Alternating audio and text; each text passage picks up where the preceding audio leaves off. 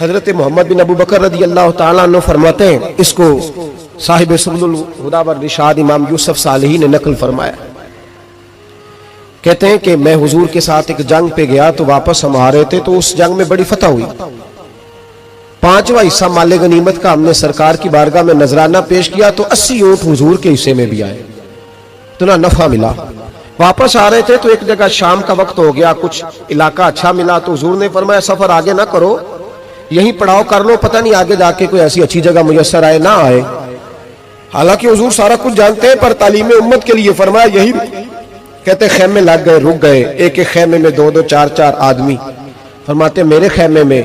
حضرت محمد بن ابو بکر جناب ابو بکر کے صاحبزادے، میرے خیمے میں جو صحابی تھے نا وہ بڑے موٹے تازے تھے، بڑے وجود ان کا بسطۃ فی العلم والجسم، موٹے تگڑے۔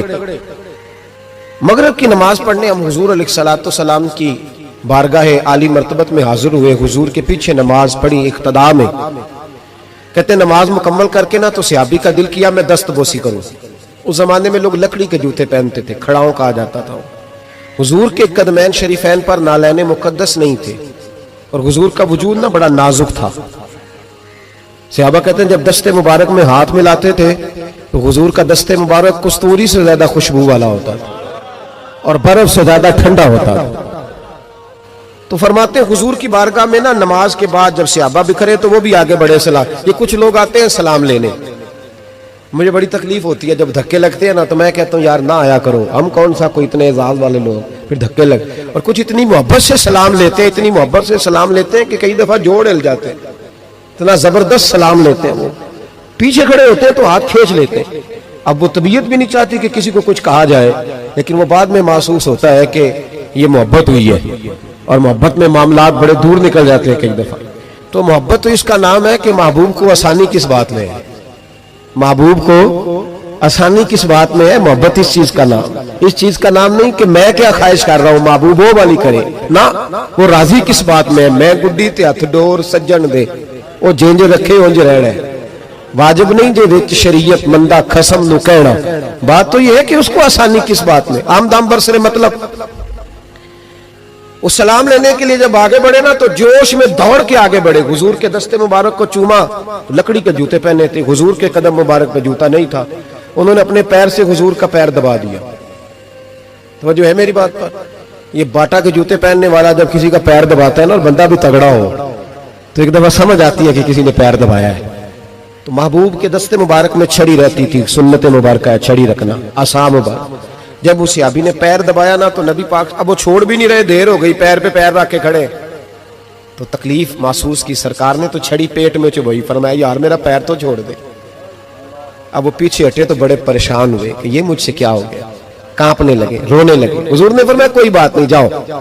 صحابہ نے بھی ذرا گھور کے دیکھا، محبوب نیچے بیٹھ گئے، اپنا قدم مبارک دبایا۔ حضرت محمد بن ابو بکر کہتے ہیں ہم اپنے خیمے میں ہم لوگ چلے گئے، عشاء کی نماز بھی حضور کے پیچھے پڑی، پر وہ صحابی ساری رات سو نہیں سکے، یار یہ مجھ سے کیا ہو گیا، گرا جو ان کی نگاہ سے وہ سنبھل نہیں سکتا، میں نے حضور کو تکلیف دی، محبوب کو تکلیف دی، کہتے وہ تڑپنے لگے، رونے لگے، یہ مجھ ساری رات۔ میں تسلی دیتا کہ یار وہ کوئی ایسی ویسی بات نہیں، اللہ نے ہمارے محبوب کو رحمت للعالمین بنایا، اور حضور جانتے ہیں کہ تو نے جان بوجھ کے ایسا نہیں کیا، لیکن وہ اندر کا جو ہے نا وہ ماحول وہ ان کو سونے نہیں دیتا۔ کہتے ہیں سحری کا وقت ہوا تہجد کا، تو سیدنا بلال حبشی آئے، خیمے کے باہر کھڑے ہو، کہنے لگے بندہ کدھر ہے جس نے کل مغرب کے وقت حضور کا پیر دبایا، کدھر ہے؟ کہتے ہیں اب تو وہ اور ڈرے اور کہنے لگے لگتا ہے میری مذمت میں قرآن آ گیا۔ محبوب کی غیر ارادی بے ادبی بھی اللہ کو پسند نہیں، کہا لگتا ہے آیتیں آ گئی، پتہ نہیں میرے بارے میں کیا حکم آیا ہوگا، آپ اپنے ابا سے کہہ کے میری سفارش کرائیں گے، جناب صدیق اکبر سے کہیں گے، کہیں ایسا نہ ہو کہ میری دنیا بھی جائے اور آخرت بھی جائے۔ کہتے تڑپتے سسکتے در رسول پہ پہنچے، سحری کا وقت حضور تشریف فرما ہے، کہتے اب میں اور وہ منتظر تھے کہ کوئی ایسا حکم آئے گا، پتہ نہیں کیا بنے گا، اور اس حکم کے معاملے میں پھر کہاں تک بات جائے گی، قربان جائے۔ جب حضور کے سامنے کھڑے ہوئے تو سارا کچھ جاننے والے محبوب نے اپنی امت کی تعلیم کے لیے فرمایا بھائی इशा के बाद ही तुझे बुलाने का इरादा हुआ था, फिर ख्याल आया कि तू कहीं सोया होगा, शहरी में लोग उठ जाते हैं तहज्जुद के लिए, इसलिए तुझे बुलाया है। फरमाते अब इंतजार था कि वो बड़ी बात आए, डर रहे थे, लेकिन कुर्बान जाए नबी पाक ने पैर दबाने का जिक्र ही नहीं फरमाया। हुजूर फरमाने लगे बुलाया इसलिए है कि कल शाम मैंने तेरे पेट में छड़ी चबो दी थी, तुझे तकलीफ हुई होगी तो अल्लाह की रिजा के लिए माफ नहीं कर देता। जनाब मोहम्मद बिन अबू बकर कहते हैं पहले तो वो अकेला रोता था, अब हम सब ने रोना शुरू कर दिया। हुजूर आप क्या फरमाना? कहने लगे नहीं यार बेचारे का पेट बड़ा है, मैंने छड़ी चबो दी, उसको तकलीफ हुई होगी। और क्या लफ्ज है हदीस में, महबूब फरमाने लगे मैं सारी रात सो नहीं सका, इसका वो दर्द। ओ भाई तो अपने अब्बा को सख्त बात कह के आके बेड पे आराम से सो जाता,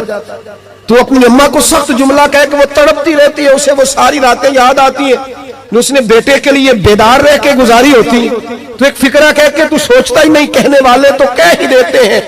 ये सुनने वाले हैं जो कमाल करते हैं, तूने ख्याल ही नहीं किया। महबूब फरमाने लगे सो नहीं पाया, चल अल्लाह की रिजा के लिए माफ कर दे। तो कहने लगे हुजूर वो तो मैंने पैर दबाया था इसलिए आपने मुझे छड़ी चबोई, आप क्या कह रहे हैं? तो महबूब फरमान देखे वजाहत देखे, महबूब फरमाने लगे तूने तो अन देखे पैर दबाया था, मैं तो देख रहा था, मुझे नहीं छड़ी चबोनी चाहिए थी, चल तू क्या मैंने माफ किया। तो अर्ज करने लगे हुजूर जिस तरह आप राजी है मैं भी उसी तरह ही राजी हूँ। महबूब फरमाने लगे तू तो राजी है पर मैं नहीं अभी राजी। हुजूर आप कैसे राजी होते हैं? फरमाया जी 80 ऊंट मेरे हिस्से में आए हैं, अगर तू सारे तोहफे में कबूल करे तो मैं राजी हो जाऊंगा, तोहफे में रख ले सारे, कौन देता है देने को